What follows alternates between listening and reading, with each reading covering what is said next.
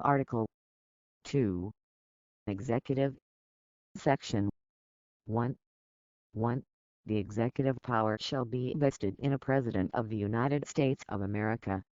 He shall hold his office during the term of 4 years, and, together with the Vice President, chosen for the same term, be elected, as follows. 2. Each state shall appoint, in such manner as the legislature thereof may direct, the number of electors, equal to the whole number of senators and representatives to which the state may be entitled in the Congress, but no senator or representative, or person holding an office of trust or profit under the United States, shall be appointed an elector. 3. The electors shall meet in their respective states, and vote by ballot for 2 persons, of whom one at least shall not be an inhabitant of the same state with themselves.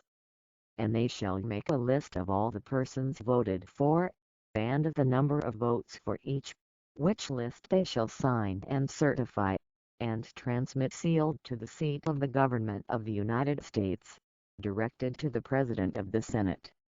The President of the Senate shall, in the presence of the Senate and House of Representatives, open all the certificates, and the votes shall then be counted. The person having the greatest number of votes shall be the President, if such number be a majority of the whole number of electors appointed, and if there be more than one who have such majority, and have an equal number of votes, then the House of Representatives shall immediately choose by ballot one of them for President, and if no person have a majority, then from the 5 highest on the list the said House shall in like manner choose the President. But in choosing the President, the votes shall be taken by states, the representation from each state having 1 vote. A quorum for this purpose shall consist of a member or members from 2/3 of the states, and a majority of all the states shall be necessary to a choice. In every case, after the choice of the President, the person having the greatest number of votes of the electors shall be the Vice President. But if there should remain 2 or more who have equal votes, the Senate shall choose from them by ballot the Vice President. 8. 4.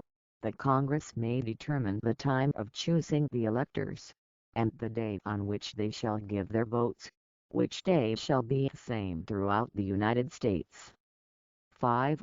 No person except a natural-born citizen, or a citizen of the United States, at the time of the adoption of this Constitution, shall be eligible to the office of President, neither shall any person be eligible to that office who shall not have attained to the age of 35 years, and been 14 years a resident within the United States. 6. In case of the removal of the President from office, or of his death, resignation, or inability to discharge the powers and duties of the said office, 9. The same shall devolve on the Vice President, and the Congress may by law provide for the case of removal, death, resignation or inability, both of the President and Vice President, declaring what officer shall then act as President, and such officer shall act accordingly, until the disability be removed, or a President shall be elected. 7. The President shall, at stated times, receive for his services a compensation, which shall neither be increased nor diminished during the period for which he shall have been elected, and he shall not receive within that period any other emolument from the United States, or any of them. 8.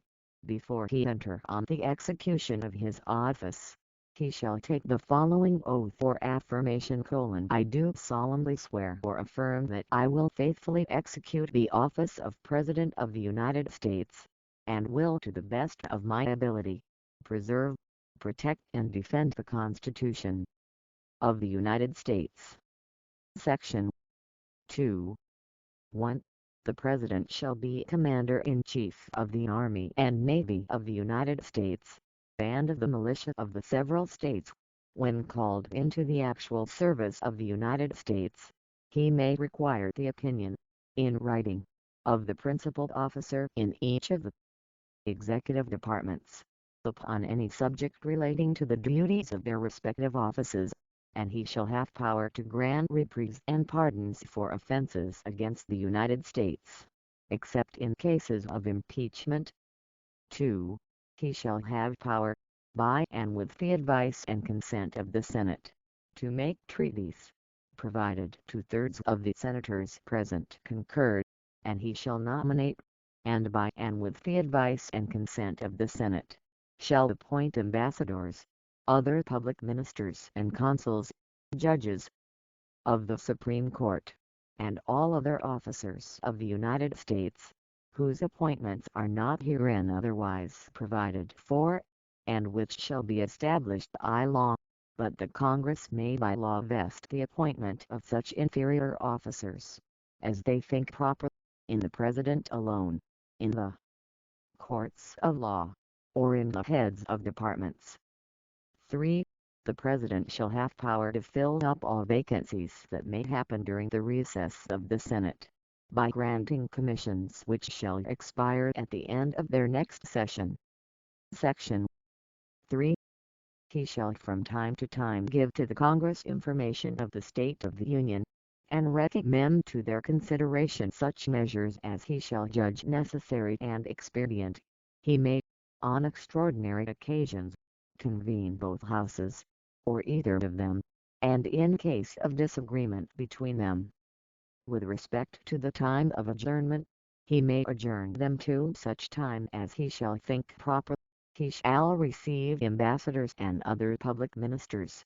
He shall take care that the laws be faithfully executed, and shall commission all the officers of the United States. Section 4. The President, Vice President and all civil officers of the United States shall be removed from office on impeachment for, and conviction of, treason, bribery, or other high crimes and misdemeanors,